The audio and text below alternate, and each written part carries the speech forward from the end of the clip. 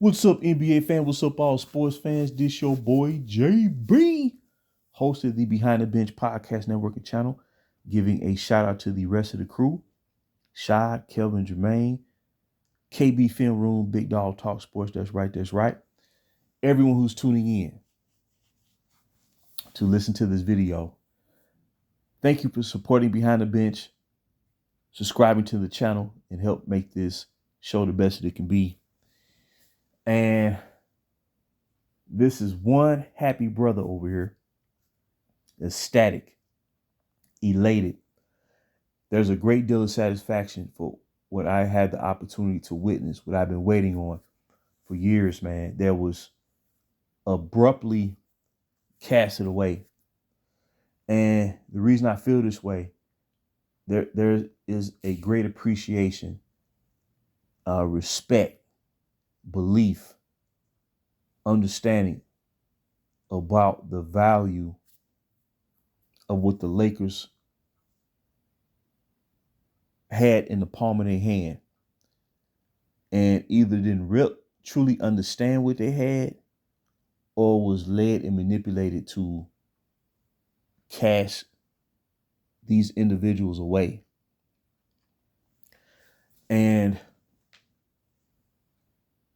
people who've been tuning in and listening to me, I've done countless videos about the original young core of the Los Angeles Lakers. And all this is beautiful timing, man. You couldn't ask for a better scenario, because they're finally going to get their shine. They're finally going to play for something meaningful, man.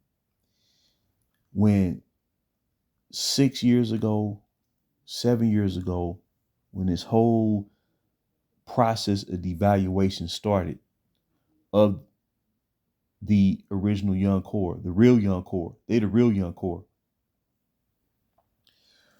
fans of this franchise were led to believe that they were expendable.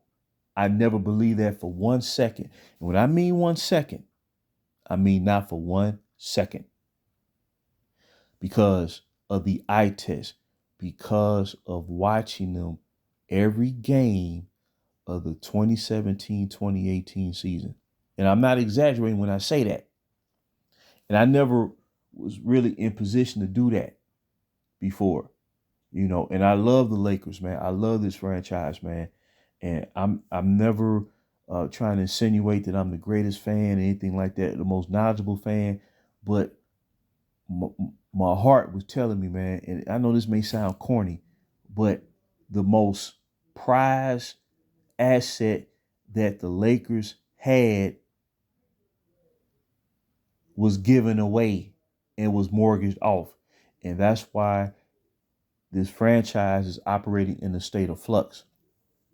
You can't give your own away. You can't give up on your own. You can't do that.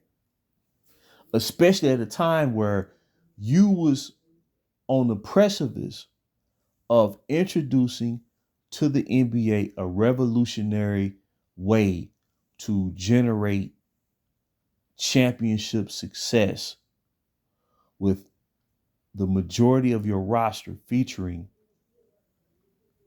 predominantly homegrown players who you drafted under the one and done system. It had been revolutionary. They started off by bringing in one and done players.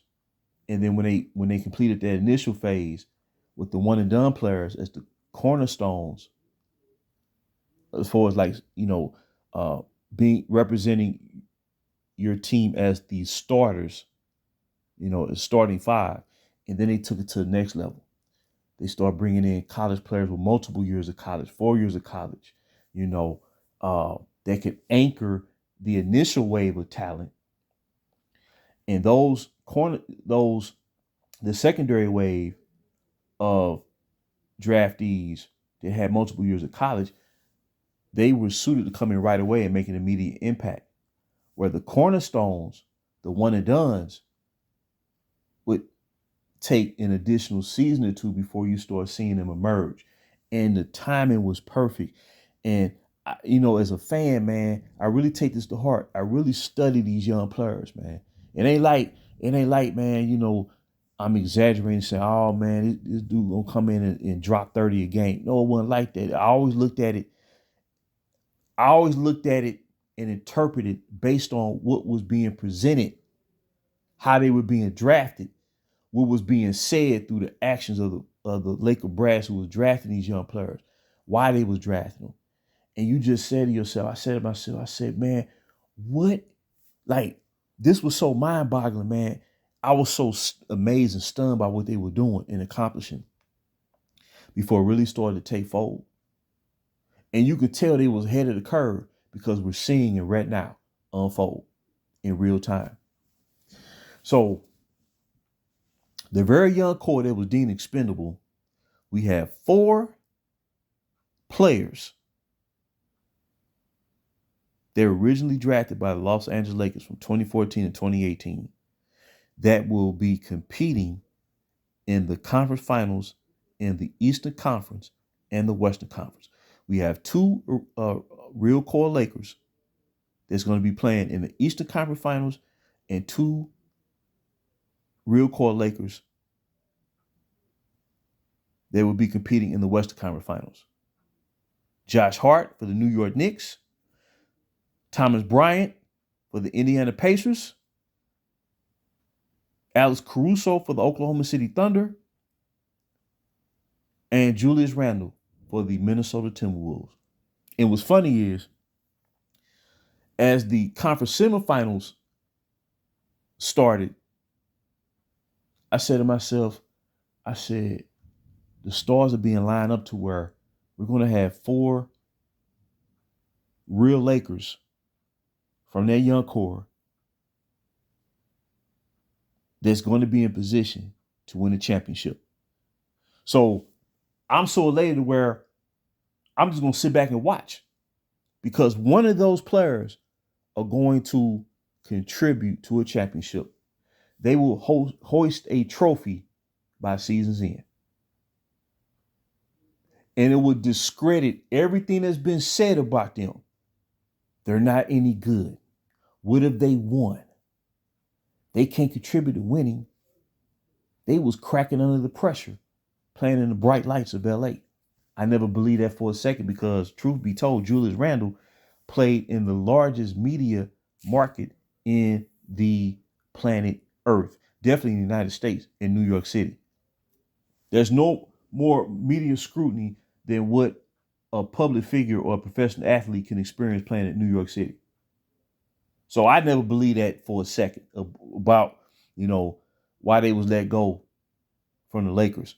It had nothing to do with performance. It had absolutely zero to do with that. Because as I always say and break this down, before they brought the hurricane to this franchise, who's leading the Lakers to a state of oblivion as we speak. They just got eliminated in the first round. And you got 2 superstars on the team. They just got eliminated in the first round, where the real Lakers are 1 round away from the finals. This is how you know the pendulum have shifted, because initially it started with, a couple years ago, it started with other teams building up their young talent that began to take over the landscape, particularly in the Western Conference. Now it has progressed to the point where and it's going to be proven, history is going to show that the Lakers gave up and casted away the best young core that has ever been drafted in the one and done era. We're seeing it in real time. Every team, Oklahoma City, understood the value of Alex Caruso. That's why they traded for him, because his defense, his toughness, and the ability to hit the 3-point shot in situational basketball. The New York Knicks understand the value of Josh Hart. Now remember, Alex Caruso, when he signed with the Chicago Bulls after he was let go, he signed with the Chicago Bulls in his first year coming off the bench, because he got to reunite with Lonzo Ball for a brief moment in time. Alex Caruso was leading the NBA in steals per game coming off the bench as a reserve. That show you how important, how valuable he is. and can contribute to winning if he has the opportunity to play for a playoff level team. See, as I say, when they start casting them away, they was forced to reestablish themselves on teams that were already struggling before they got there. So when fans was saying, well, they haven't done anything, well, most of them had to start over on bad teams. The only original young core Laker who was traded to a good situation was Ivica Zubac. And even then, he was devalued. And we saw his work this year as he had a tremendous season. And after the All-Star break, he was dropping 20 and 10, and he led the NBA in total rebounds. All the centers in the league, and he led all centers in defensive rating when it came to defending the paint. That means he was better than 4-time Defensive Player of the Year Rudy Gobert. He was better than Anthony Davis in that aspect of the game on defense. All the big men, all the centers, Jokic, Domantas Sabonis, Victor Wembanyama, Kristaps Porzingis, Mitchell Robinson of the Knicks, Kristaps Porzingis of the Boston Celtics, Alperen Sengun of the Houston Rockets. I can go on and on and on. Brandon Ingram, who's now playing for the Toronto Raptors. They have one of the deepest, teams in the league when it comes to the three position, the small forward. But for the prior to this season, Brandon Ingram was leading the NBA in points scored from the mid-range area of the court when it came to half-court sets than any player in the NBA under the age of 30. He was like the mid-range. he was like the master of the mid-range game. That's how he evolved his game throughout his career, ever since being traded by the Los Angeles Lakers. So Josh Hart is proven to be the best pound-for-pound rebounder this league has ever seen for any player his height is 6'4" or shorter. And Josh Hart led all players last year in transition points from coast to coast, from one end of the court to the next end of the court, basket to basket. The New York Knicks understand his value. The Indiana Pacers brought in Thomas Bryant to be the backup to Miles Turner. He would have been the perfect backup center for the Los Angeles Lakers, backing up young Ivica Zubac. But he also showed that he can be an effective starter when he was brought back by the Lakers 2.5 seasons ago and took over the starting role after Anthony Davis suffered a foot injury. And you put him in the starting lineup, and he averaged 17-9 and won 5 games for that franchise with his hustle, his energy, his tenaciousness, and his ability to stretch the floor and hit the shot, hit the 3-point shot. He showed his value. Now he's the backup, and he had a great closeout game versus Cleveland Cavaliers when he scored I think 9 or 10 points, hit a 3-pointer, hit a couple of big shots, and his tenacity on defense. And then of course Julius Randle, who's he brought another dimension to the Minnesota Timberwolves. It took them time to get there because he missed a portion of the season due to injury, recovering from that shoulder injury that he had. Now he's fully back, and he been balling, man. And he was the main reason why the Timberwolves beat the Lakers in the first round. So now the real Lakers are coming back, and they're beating the Lakers on the court. That lets you know they never should have went the direction that they went. But the great consolation is I get to see them play for the right to advance to the NBA Finals, to vie for the championship, where they're going to be a major contributor and factor in whether their team is able to hoist that Larry O'Brien trophy by the end of these playoffs.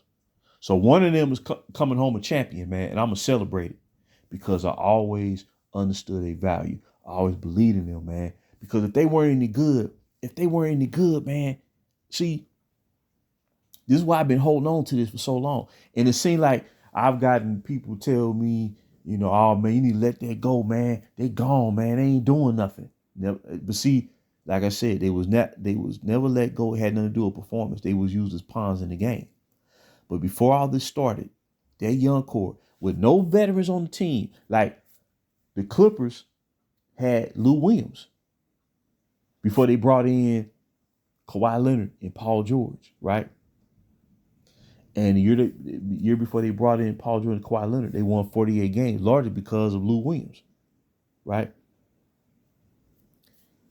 We had no veteran presence on their team to anchor the young core. They went out there on their own in the Western Conference. Now check this out. I just did some research today. The 2016-2017 season, they had a point differential like -6.5. Their second year, 2018, they cut that a -6.5. They cut that point differential down like 6 points a game to where they had a point differential of -1.5. That's unheard of for a team starting all over again with predominantly 90% homegrown talent. That's unheard of. They had the second best rebounding team in the NBA, only behind the Philadelphia 76ers when Ben Simmons was balling before he kind of lost his way. So you had Randall out there. He started averaging 10 rebounds a game. Lonzo, as a rookie, was giving you 7.5 rebounds a game. We know about Josh Hart rebounding ability. Heck, B.I. was giving you Brandon Ingram was giving you like 5 rebounds a game. And Larry Nance was giving you productive rebounding off the bench. And then like Zubac, when he was getting the minutes, he was giving you the rebounds. They were the number 2 rebounding team in the NBA with a point differential of -1.5. Led by rookie Lonzo Ball, they boasted the second fastest paced team in the NBA. And their bench was top 3 in points per game, averaging 50 or more. 50 points a game coming off the bench. You had the makings of a future champion. When you take all that and build on that and continue to just develop that young talent and allow them time to grow together, build that chemistry. And then by the time 2019 hits, where you had the deepest free agent pool of all time, that's when you strike gold, bringing the right star player. You got all your assets in front of you, lock, stock, and barrel, going into the new decade. And then you bring in the Austin Reeves of the world. You bring in the Dalton Connects of the world. You bring in the Scottie Pippens of the world. You bring in the Max Christie of the world. And who knows who else. This would be the freaking, and I'm not just saying this just to be talking. When they got this, by the time they would get this thing in motion by the new decade, the Lakers would have the deepest team in the history of the NBA. The way they were headed. You look at Oklahoma City right now and look what they doing, winning 68 games this year. That'd have been Los Angeles Lakers by as early as, I'm going to say, 2021. All they had to do was wait one more year, man, and exercise patience, because this was something special, man. This was the stars lining up. This was the stars lining up, and it was all mortgaged off for 1 year. For what amounts to 72 games, because of the pandemic that threatened society. Threaten the world, to tell you the truth. So you mortgaged off all that talent for 72 games. Think about that. And that's why Kyle Kuzma said going into his 3rd year, he said, I'm surprised we gave up all this young talent. I believe we had a dynasty. Shit, Kuzma goes to Washington, averaged 22 points a game. In that first season, he was the best clutch shooter in the NBA during the last minute of the game. He was shooting 70% in the clutch in the last minutes of the game. He was better than any superstar out there in the clutch with the game on the line. The talent that we had was freaking off the charts, man. But like I said, I'm smiling from east to west because one of these players, one of these Lakers, are coming home with the championship. That's a win-win for me. That's a win-win, dog. It don't even matter who do it, man. I mean, you know, I would say it would come full circle. Like Julius Randle was the first player drafted as the original young core of the Lakers. So if he was to do it, you could say, you know what, it would be fitting that he'd be the first one to break through and win a title. But if Josh Hart did it, I'm gonna be giddy. If Alex Caruso did it, I'm gonna be giddy because he comes through the G League affiliate, the G League foreign system of the Lakers. If Thomas Bryant show his value, man, because he's been undervalued, but when he get the minutes, man, he gonna produce. And the thing about it, I remember his 1 year back with the Lakers when they was playing the Denver Nuggets and Denver was winning, and Anthony Davis got hurt. He injured his foot, and they brought Thomas Bryant in the game. He outplayed Jokic in that whole fourth quarter. Pull it up. Say Thomas Bryant versus Nikola Jokic.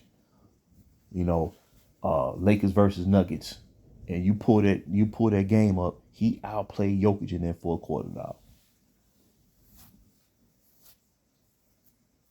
He helped save the Lakers season until they got that season overhaul, their mid-season overhaul. It was Thomas Bryant.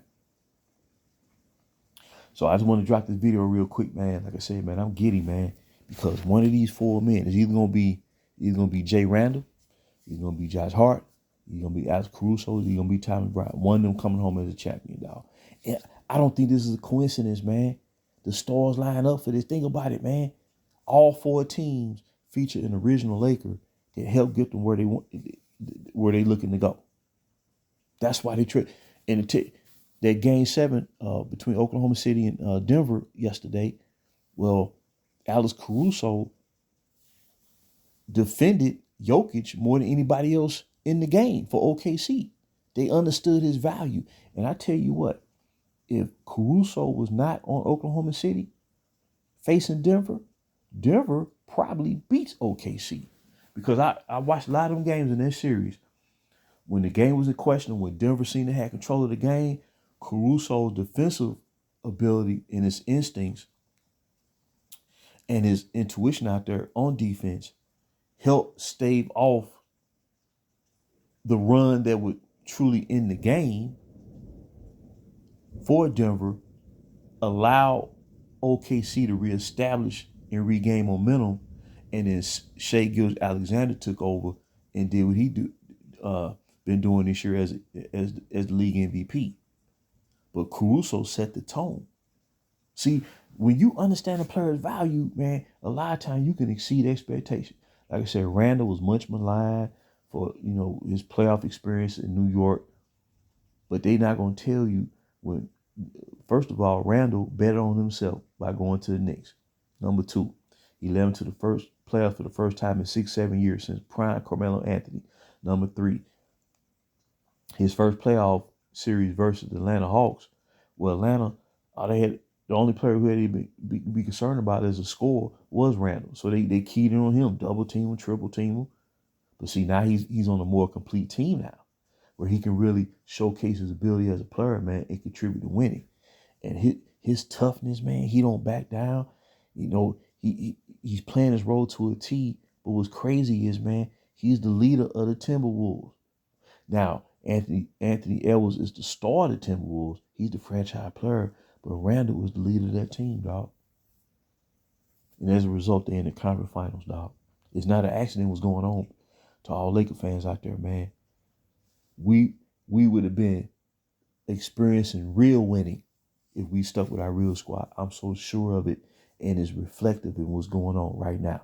We got 4 real Lakers in the conference finals, dog, on the 4 remaining teams of the playoffs. This is not an accident what's going on. Everything coming full circle. And like I said, this is a trade-off for the ages, man. We would have had so much fun, man. Just watching them grow and come of age, man. I'm telling you, man, it been off the freaking chart, man. It'll give you goosebumps. But instead, you bring the Hurricane to the team, and that's exactly, hey, I mean, he blew the hinges off like a real live hurricane, dog. Category 5. You know what I'm saying? You know, 180 mile per hour wind, 200 mile per hour wind gusts. That's what happened to this franchise over the past 7 years, man. And it's gonna be a dry off season. It's gonna be more talk of trades and the lead and pass the Lakers by, man. That's the reality. Even after getting Luka Doncic, the lead, they lost in the first round with the Hurricane Luka on the court together. They lost in the first round, dog. And the lead and passed the Lakers by, man. When they was ahead of the curve before all this started. Now because they always had to make a trade to try to keep up with these real teams I heard doing, just so they can avoid having to go through the play-in. Do you notice how much the expectations have been lowered? It went from when all this started, oh man, we gonna win multiple championships. Now it's like, or they even a contender. Well, you're not a contender when you lose 2 years in a row in the first round. And like I said, all these win-now teams that gave up their young players, draft picks to try to pursue a win-now scenario, they all on the outside looking in. It's not a coincidence why the OKCs of the world, the Houston Rockets of the world, like Denver Nuggets, because they built from scratch through Jokic and they became a champion. Like in Minnesota of the world, they say, you know what, we're going to let y'all duke it out. And we're going to build this thing piece by piece. And when we arrive, we ain't taking no prisoners. We're going to take y'all out. See, I think a lot of people thought last year was a fluke when Minnesota beat Phoenix, when Denver beat the Lakers, or when Dallas beat the Clippers. It's not a fluke, man. And now, like I said, Memphis, if they can build Ja Morant back up the way he was playing 3-4 years ago, and then they just drafted Zach Edey as a rookie center, you know he gonna get better.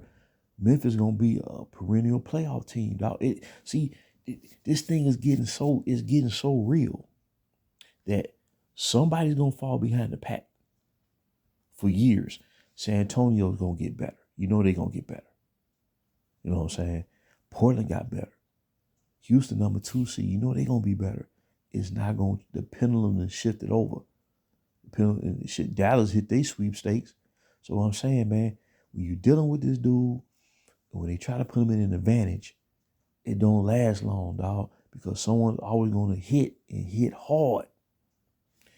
And I know fans didn't think in a million years that their young core would be in a position to win a championship. So that's going to dispel the notion that they not winners. They were winners. They showed all the character. It's just that they were spread all over the NBA landscape to like 8 or 9 different teams, 10 different teams. What do you think they're going to do? What do you think realistically?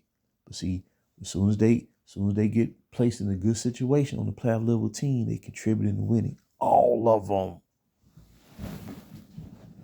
All of them. B.I., he gonna be in the playoffs again. He said, man, he gonna get his game back. You know, I think to a degree he was held back in New Orleans. Now he can play his full game in Toronto. We're gonna see the real B.I. next year. Zubac, hey, Jordan Clarkson, 6th man of the year. Best 6th man in the world. The talent that we gave up is freaking monumental, man. But like I said, I just want to drop this video real quick. I'm finna enjoy every single moment of it, man. With my chest sticking out. I'm like, go Lakers. Go Lakers. Because the real Lakers are playing for Minnesota, OKC, NYC, and Indiana. That's just the bottom line, people.